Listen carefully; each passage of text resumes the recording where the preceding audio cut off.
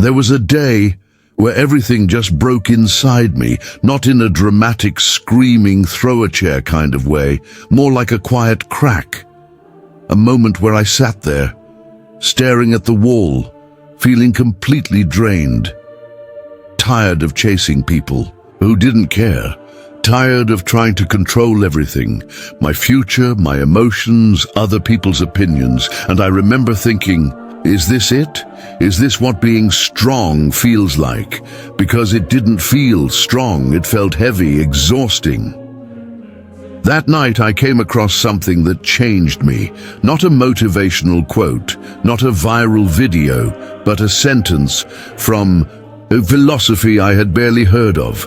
A sentence that said, "You have power over your mind, not outside events.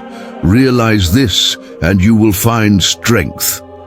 That one line hit me like truth. Cold, refreshing and uncomfortable all at once. Was Stoicism, an ancient philosophy that didn't promise happiness or success, but clarity, peace, power over myself, even when the world around me was chaos. And from that day, yes, literally that day, everything started to shift. No, my problems didn't disappear, but something in me changed. The way I looked at stress, at failure, at people, at time, at control, even at death. This video isn't a lecture, it's not a highlight reel. It's 11 real principles that hit me in the gut and reshaped how I show up every single day. If you're tired of feeling emotionally hijacked, if you're tired of giving your peace to things that don't deserve it, then give me a few minutes and I'll give you the same clarity Stoicism gave me. Before we begin, I would appreciate it if you liked the video, so you can help me continue spreading knowledge. If you haven't subscribed yet, I highly recommend you do so and activate the bell so you don't miss any future videos on Stoicism and self-improvement. Let's start with the first principle, one that's so simple, but it changed everything.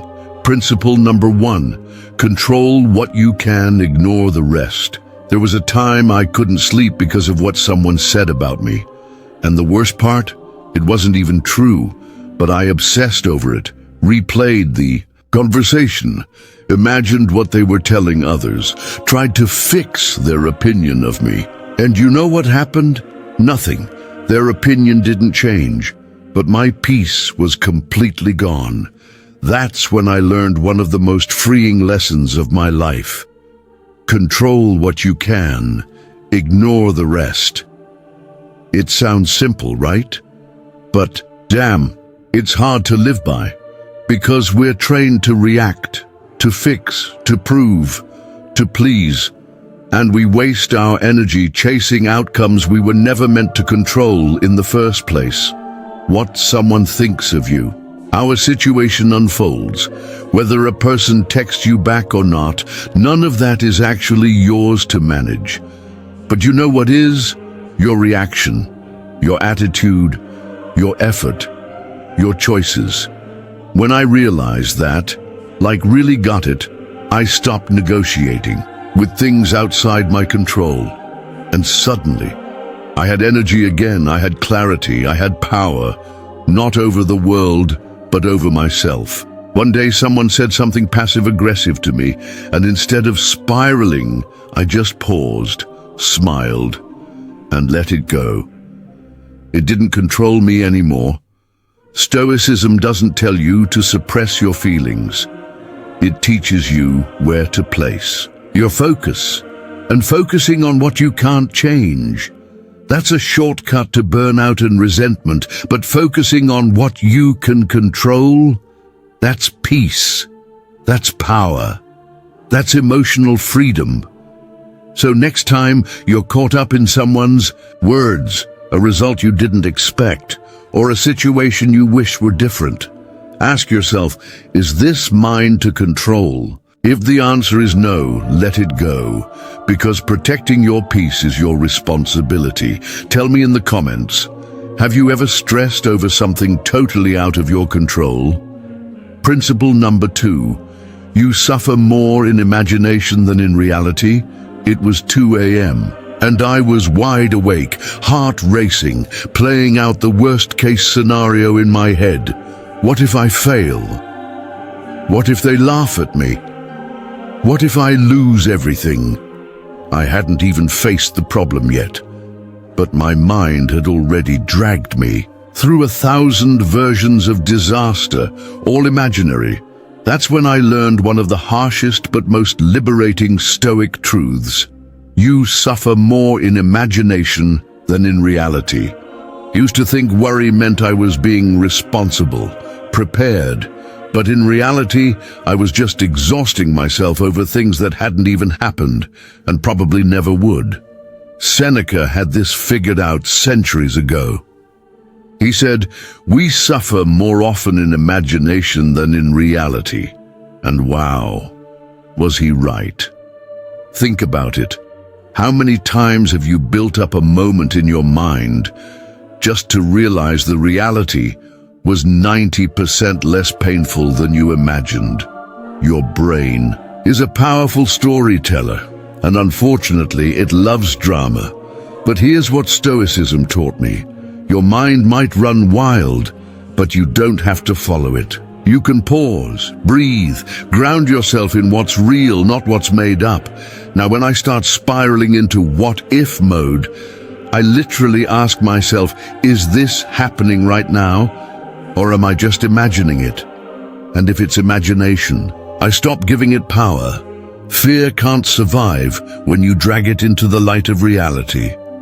I had a moment recently where I was convinced someone was upset with me. I wrote and rewrote a message for hours, trying to fix it. Then I saw them the next day, and they were totally fine. I'd lost sleep over a fiction. Stoicism doesn't erase fear, but it helps you separate fact from story, because, most of the time, the stories we tell ourselves hurt us more than the truth ever will. Tell me in the comments. Have you caught yourself worrying about something that never even happened? Principle number 3, Memento Mori. Remember death. I remember the moment I got the call. Someone I cared about, gone, just like that. No warning, no goodbye.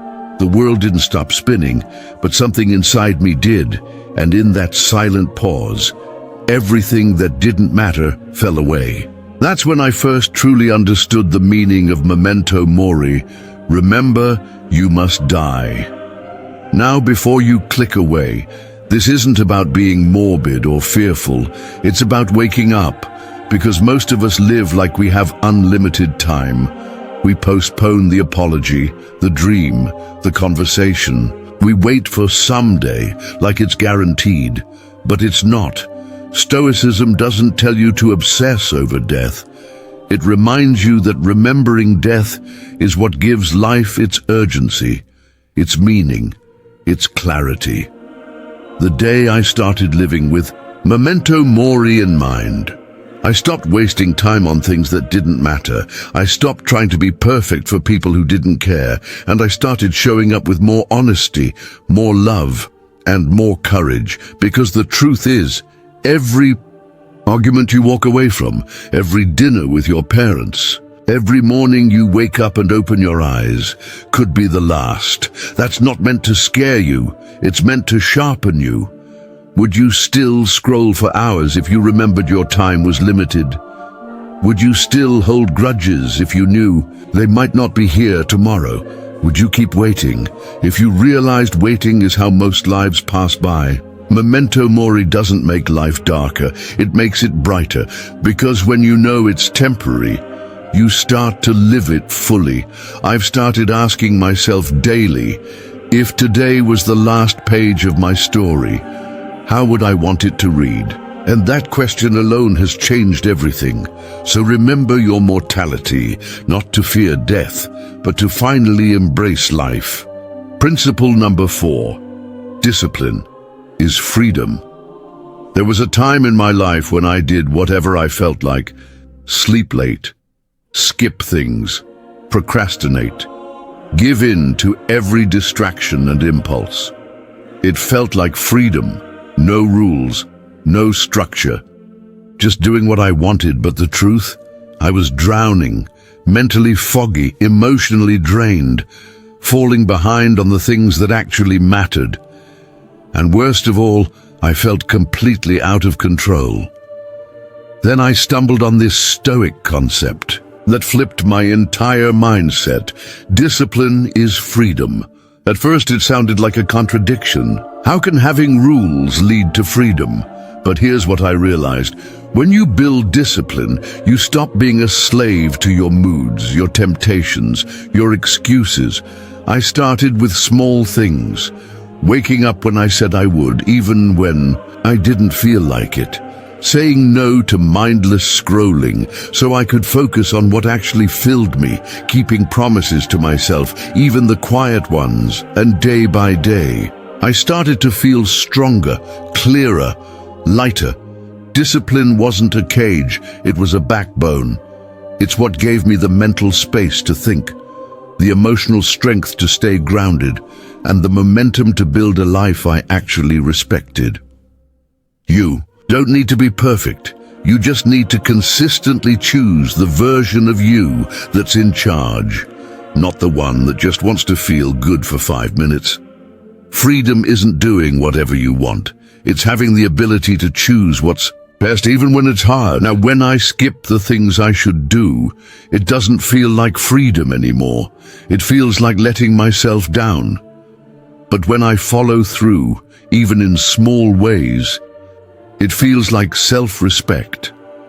And that's a kind of freedom no one can give. You do or take away. Principle number 5. You are not your emotions. There was a day I snapped at someone I loved, not because they deserved it, but because I was tired, anxious, and completely overwhelmed. And right after it happened, I felt that pit in my stomach, that shame. That what the hell is wrong with me feeling.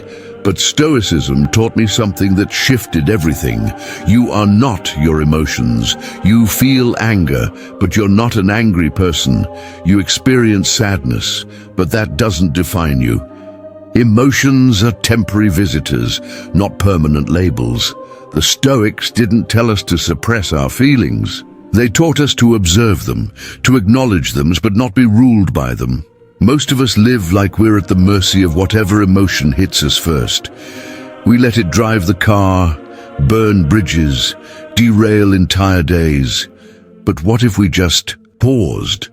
Now, when I feel that emotion bubbling up, frustration, insecurity, stress, I don't act on it immediately. I name it. I say to myself, okay, this is anger.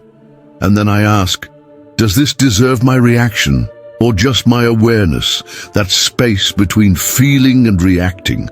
That's where your power lives. I remember one moment clearly. Someone cut me off in traffic. I was tired, stressed, and ready to explode. But instead of yelling or slamming my horn, I laughed. Not because it wasn't annoying, but because I realized their move didn't deserve my peace. And just like that, I took my power back. You can feel deeply and still choose wisely. You can cry, be angry or hurt, and still respond with grace. Your emotions are valid, but they are not the whole story of who you are. You get to choose what kind of person shows up even in the storm. Principle number 6. Amor fati, love of fate. There was a moment in my life where I thought everything had fallen apart. A relationship ended, a plan failed, and for weeks all I could think was, why me? I kept replaying it all, trying to figure out how I could have avoided the pain. But then I discovered something the Stoics called amor fati.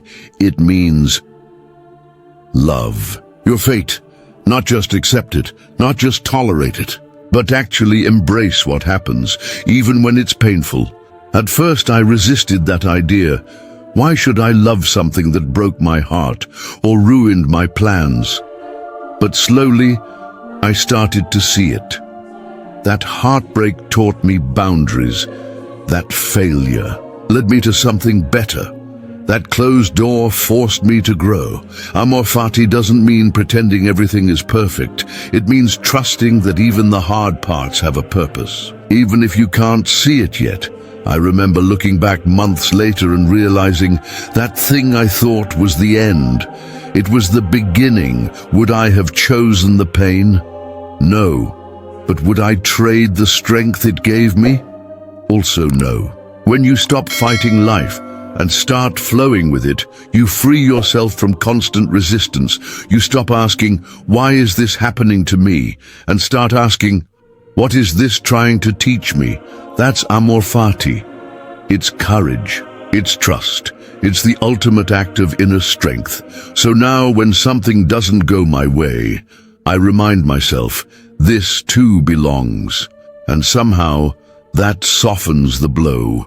It doesn't make pain disappear, but it gives it meaning. Principle number 7, don't wish it were easier, wish you were better. I used to catch myself saying it all the time. This shouldn't be this hard. Why can't this just be easier? This isn't fair. Whether it was work, relationships, my goals, or just getting out of bed on bad days, I kept wishing life would let up a little. I wanted comfort without resistance, progress without pressure, success without struggle. But Stoicism hit me with a different mindset, one that stung at first but eventually saved me. Don't wish it were easier. Wish you were better. It sounds harsh, I know, but it's not about being hard on yourself. It's about realizing that your power doesn't lie in changing the world around you. It lies in changing the way you meet it. The Stoics believed that obstacles weren't curses, they were training. Life's resistance isn't there to break. It's there to build you. When I finally stopped asking for easy and started asking for strength, things shifted. I started taking responsibility. I didn't wait for motivation. I built habits. I didn't complain about problems. I focused on solutions. And slowly, I became someone I actually respected, not because life got lighter, but because I got stronger. One moment that stands out. I had to speak in front of people I admired. I was nervous. I wanted to back out. Old me would have wished the moment away, but this time I said, let this shape me. And it did.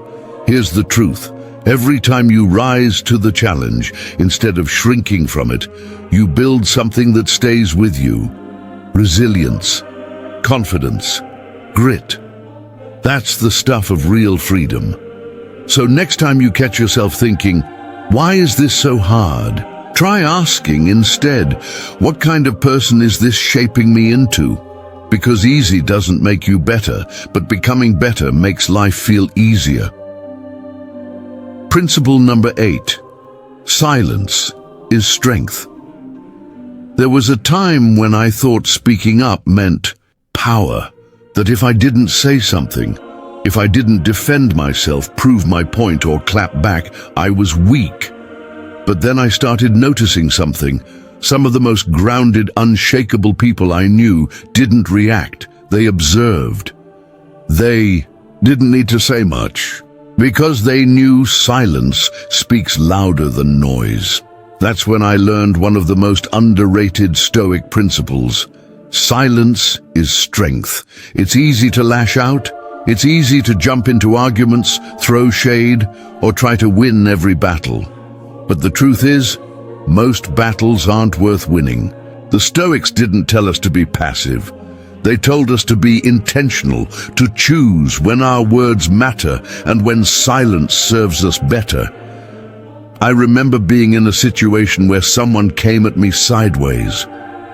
Old me, I would have clapped back instantly, maybe even made it worse, but I paused and took a breath and said nothing, and in that silence, I realized I had just protected my peace. No guilt, no escalation, just clarity. You don't always need the last word. You don't always need to prove you're right. Sometimes the strongest move is not reacting at all. Silence doesn't mean weakness. It means you don't need validation to feel powerful. It means you know your energy is sacred, and you're done wasting it on things that don't deserve it. We live in a world that rewards noise, more posts, more opinions, more drama, but Stoicism reminds us, true confidence is quiet. Lions don't need to roar to prove they're lions. Now, when something triggers me, I ask, is this worth my peace? Or is silence the wiser move? Most of the time, silence wins. Principle number 9, virtue over validation. There was a point in my life where almost everything I did was to be seen, to be liked, to be validated. I'd post something not because it meant something to me, but because I thought it would impress people. I'd say yes when I wanted to say no, just to avoid disappointing someone. And when people didn't respond how I hoped, it crushed me. That's when I came across a Stoic principle that cut through all the noise: virtue over validation. The Stoics believed the only thing that truly mattered was who you are when no one's watching. Not how many likes you get, not how many people approve of you, but whether you're acting with integrity, even when no one claps for it. It hit me hard, because I realized how much of my self-worth was tied to how others reacted. And honestly, it was exhausting. Stoicism taught me to stop performing and start aligning. Now, before I do something, I ask myself, am I doing this because it's right, or because I want applause? And when I choose virtue, doing what feels honest, kind, courageous, and grounded, I feel peace, even if no one notices. Because here's the thing, validation is addictive, but it's also temporary. Virtue, that builds something inside you that no one can take away. I remember helping someone once, quietly, no post, no announcement. They never said thank you, but I slept like a baby that night, because I knew I'd done the right thing. For the right reason. You don't need to prove your worth. You just need to live it. Let your character be louder than your performance. Let your values outshine your need for approval. And remember, you'll never regret doing the right thing, even if no one's clapping. Principle number 10. It's not what happens, it's how you respond. I used to think life was about control. Control the situation, control the outcome, control other people. But life doesn't care about your plans. You get blindsided. People disappoint you. Things fall apart when you thought they were just beginning. I've had moments where I felt completely helpless, like everything was happening to me and I had no say in any of it. And then I found this principle, one that flipped everything upside down. It's not what happens, it's how you respond. The Stoics didn't believe we could avoid chaos. They believed we could face it with strength, because here's the truth. You don't get to control what life throws at you, but you get to decide what you throw back, and that decision, that's where your real power lives. I remember getting hit with something unexpected. A job I wanted is gone. My first instinct was to panic, to blame, to spiral. But I paused and asked myself, how can I respond like someone I respect? And just that question alone, it slowed me down. It made me show up better. It changed the outcome. Because I changed my energy. The situation didn't change. I did. Life is going to test you. People will be rude. Plans will fall through. Things will feel unfair. But if you can hold your ground, if you can respond instead of react, you win. Every single time. Stoicism is about becoming the calm in the storm. Not because the storm doesn't hit you, but because you decide how you move through it. From now on, when something happens, good or bad, just ask yourself one thing. What kind of person do I want to be in this moment? That answer is everything. Principle number 11. The obstacle is the way. There was a point where I honestly thought life was against me. Everything I tried felt like it was blocked. People didn't show up when I needed them. Plans kept falling apart right before they were supposed to come together, and I kept asking, why is this happening to me? But then Stoicism handed me a different lens, one that hit so hard I had to sit with it for a while. The obstacle is the way, not something to avoid, not something to resent, but the very path you're supposed to walk. At first I didn't buy it. How could failure be helpful? How could pain be a teacher? But then I looked back, and I realized every moment that made me stronger, wiser, more grounded, started with something that felt like a setback, that breakup that broke me. It taught me self-worth, that opportunity I lost. It redirected me to something way more aligned. That no I thought was a dead end, it was a detour, straight to something better. See, obstacles don't block the path. They are the path. When I started approaching challenges like opportunities, not in a fake, toxic positivity way, but in a real, practical way, I became less reactive and way more resilient. Now, when I get hit with something unexpected, I pause, take a breath, and remind myself, there's something here for me, if I'm willing to face it. Growth isn't found in the easy moments. It lives in the tension, the friction, the resistance. The very thing you think is in your way might just be what makes you unshakable.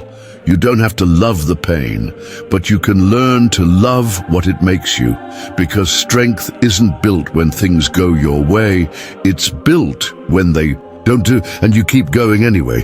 Tell me in the comments, what's one obstacle you now realize made you stronger? So here we are, 11 principles later, and I can honestly say, Stoicism didn't just change the way I think, it changed the way I live. Not by giving me control over everything, but by showing me how to stop needing it. It taught me that peace isn't found in a perfect life. It's found in how you respond to an imperfect one. If you've made it this far, I know something in you is ready for change, not the motivational hype kind, but the quiet, powerful kind, the kind that happens when you start living with intention. My challenge to you, pick just one principle. Not all 11, just one. Apply it today, right now, in a real moment, with your thoughts, your reactions, your habits, your relationships. You don't need more information. You need momentum. Maybe you'll pause instead of reacting, or accept what you can't control, or stop trying to impress people who aren't even paying attention. Whatever it is, make it count. And when things get hard, and they will, come back to these principles, because they're not just ideas, they're anchors. You don't have to be a Stoic scholar, you just have to be someone willing to slow down, reflect, and choose better. That's where the transformation begins. And hey, if this video helped even a little, if something resonated with where you are right now, if you found value in this video, please like, subscribe, and turn on notifications so you never miss future insights on Stoicism and self-improvement. Seriously, I appreciate you being here. This journey isn't easy, but you're not doing it alone.